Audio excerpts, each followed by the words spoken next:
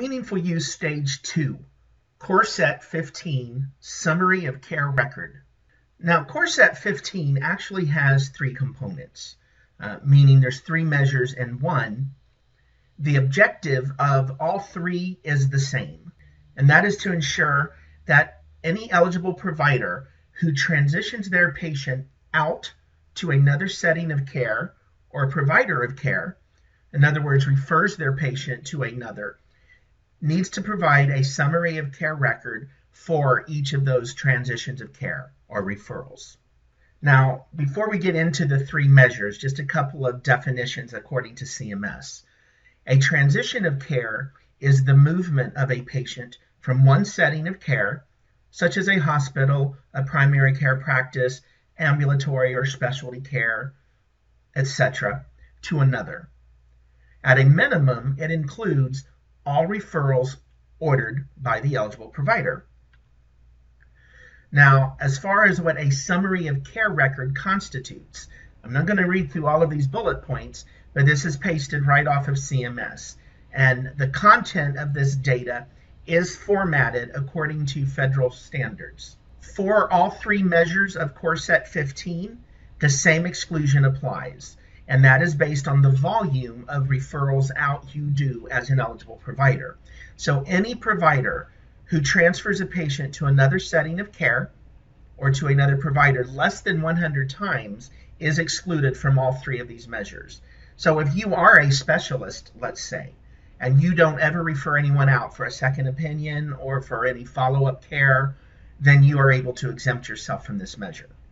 Now we're going to look at each of the three measures, and then we will go into prognosis and see how you are able to comply with them.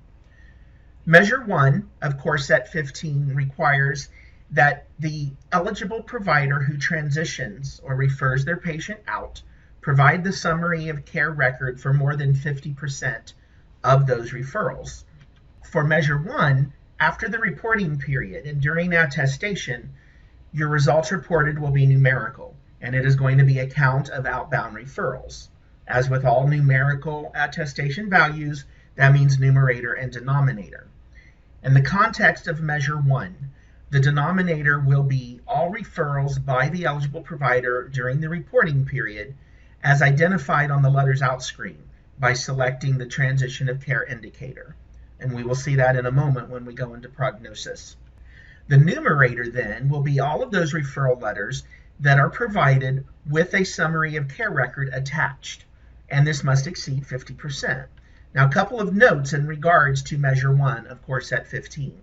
1, the summary of care may be provided directly to the receiving provider or given to the patient to deliver to the receiver. And that said documentation can be provided electronically or by paper.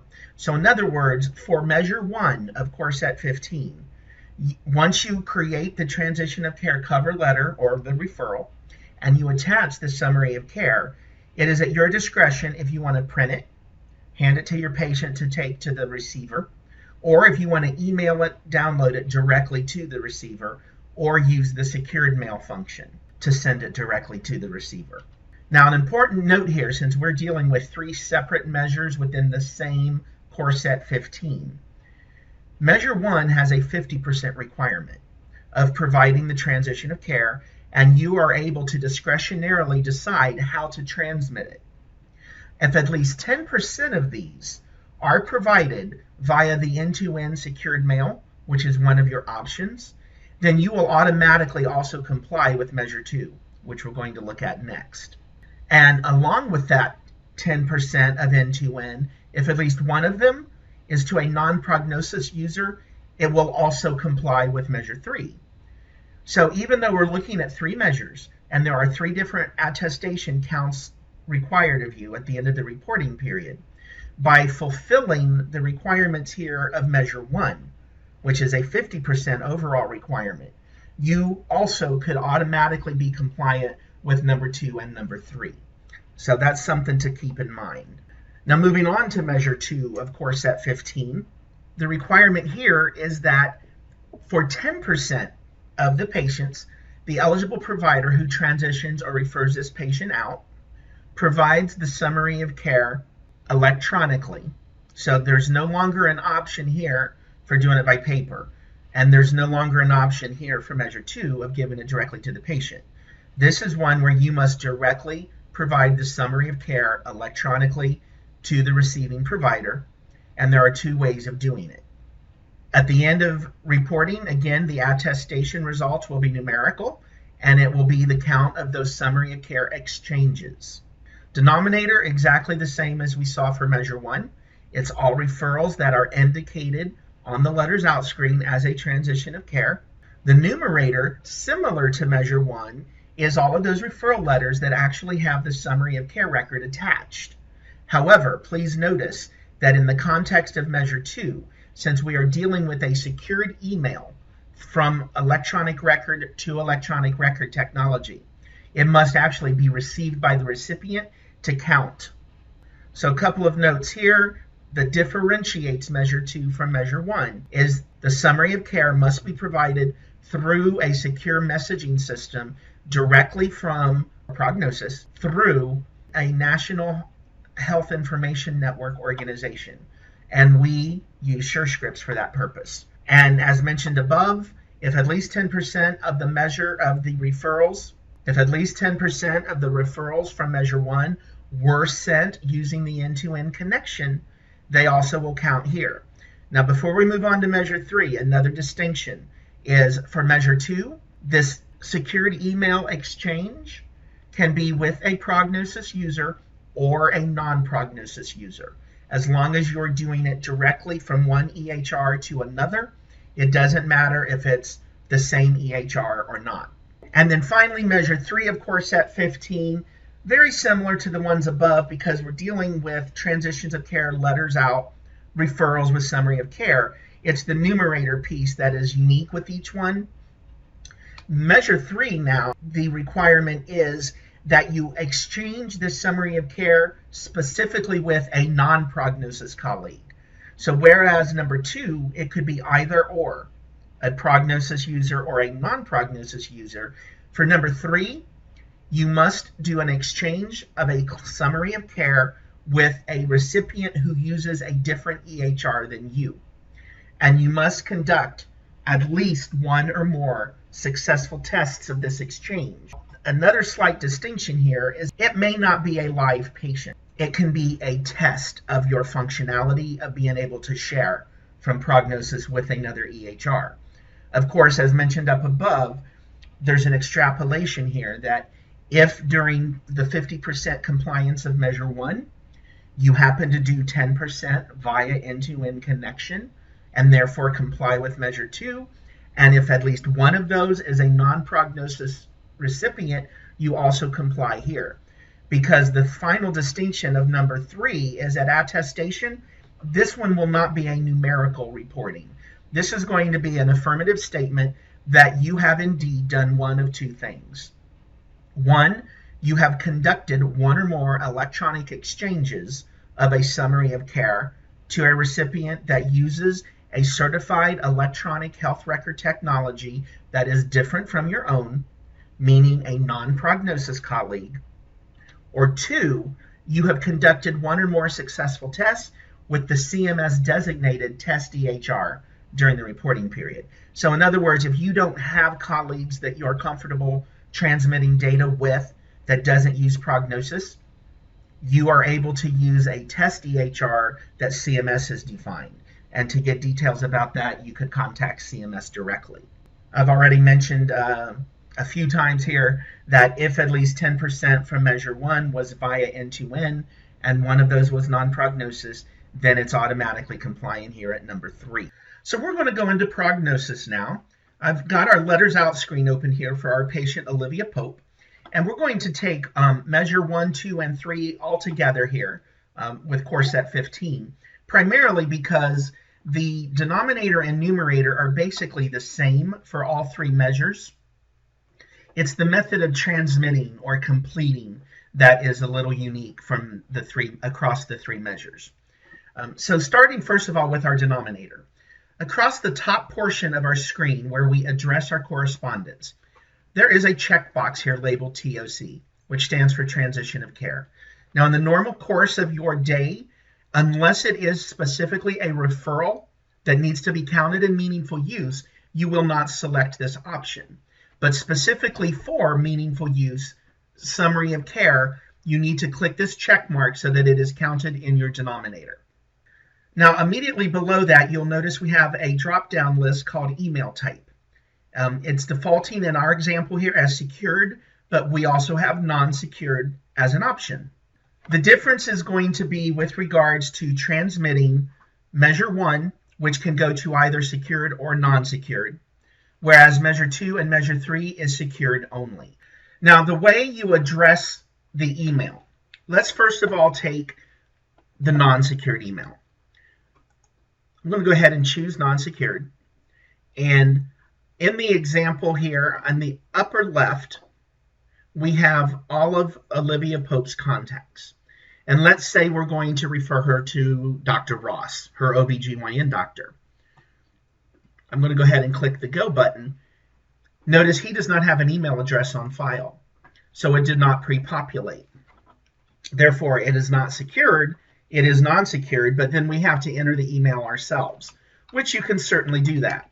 Of course, if you have the email address in the referring doctor profile, it would have defaulted, and that is also true of secured emails. So for instance, if we get rid of Mike Ross, and instead, let's go up here and choose Dr. Rizzoli, her cardiologist, and say go. Notice, since she has a secured email in her profile, it populated, and it also changed our email type to secured. The email type is what will be transmitted when we click our email icon at the end of it all. Secured email goes through a different routing protocol and has different requirements so that we are able to show our compliance. If you remember from our discussion up above, specifically for measure 2, not only does it have to be a secured email to a net-to-net provider, but that provider must receive it. And there is a tracking that goes along with our secured email that is not there for the non-secured. So that is an important distinction to remember. For the 50% compliance of measure 1, you're able to either print it, email it, secured or non-secured, download it. That would be your preference. But for measure 2 and measure 3, it is secured email only. Now, if you do not know the referring doctor or you don't know the referring doctor's email, on the right-hand side of our correspondence screen, in our drop-down box here for our medic selection, we have an option called SureScripts Directory. Now, until N2N is enabled for your practice, you will not see this option in the drop-down, nor will you see the email type. But as soon as net-to-net has been enabled, you will get the drop-down list, which defaults to secured, and you will also have access to the nationwide directory at SureScript. So now when we click our binocular, we have the opportunity of searching through all of the secured email providers nationwide. I'm just going to go ahead, for instance, and search for Dr. Patel and click my Go button. When this search is done, it has populated our screen with 27 pages of Patels. And we look down our type column, we see there are organizations, there are providers. Of course, we have their specialty, if it's available, their city, state, but the most important field here would be the details hyperlink over here on the right. I'm just going to go ahead and click here for Dr. Patel Bennett, her details. And we see here at the top portion for the provider details, her network address means her secured email address. Network means secured email network, the net-to-net connection, which is the SureScript repository of secured email recipients. And this is where the Prognosis audit trail and meaningful use dashboard is able to detect for measure 2, is it a Prognosis user or a non-Prognosis user? Because remember, for measure 2, it can be either, but for measure 3, it must be non-Prognosis. Now, in this example of Dr. Patel Bennett, her email domain after the @ sign is not securedmail.prognosis.com. Instead, it is chef.neg3.direct.net. All secured emails will have a multi-domain, meaning more than just one @.com. If it is something such as drbennett@yahoo.com, drjoe@gmail.com, that is not a secured email. But when it is @something.something, that is a secured email. And for non-Prognosis users, you will not see Prognosis in the naming. If we look back here at Dr. Rizzoli, however, notice she is a Prognosis user, so her email is called securedmail.prognosis.com. So that is with regards to addressing the letter, identifying it as a transition of care so that it is in your denominator. Now for the numerator, down across the bottom of our letters out, we need to have some sort of a referral letter or cover. So this is, of course, customizable. I happen to have one here called Meaningful Use Transition of Care Referral. Most everybody has the standard default consultation letters. So choose whichever one you want. And then the key part is attaching that summary of care record. So if you notice up above here, we have our attach button. This opens the patient's document list. Now the requirement of CMS for Core Set 15 is that you have the most recent information available. We see that here in the type Continuity of Care Document CCD, categorized as a summary of care. You do not see this document on the viewing of the document list at the encounter level. It is generated real time, however, at this level. When we're attaching the summary of care, we come in here to the attach button and it is going to auto-generate at that moment in time. So it is always going to be the most recent information known about that specific patient. Now notice I have got a single selection here. When I click OK, however, I actually get two icons attached. So don't be confused about that. It will turn into two icons, the CCD XML and the CCD HTML. Collectively, that makes up the summary of care electronically.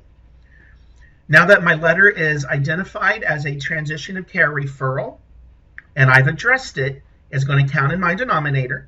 I've chosen a doctor with a secured email, so my email type has been set by the system as secured.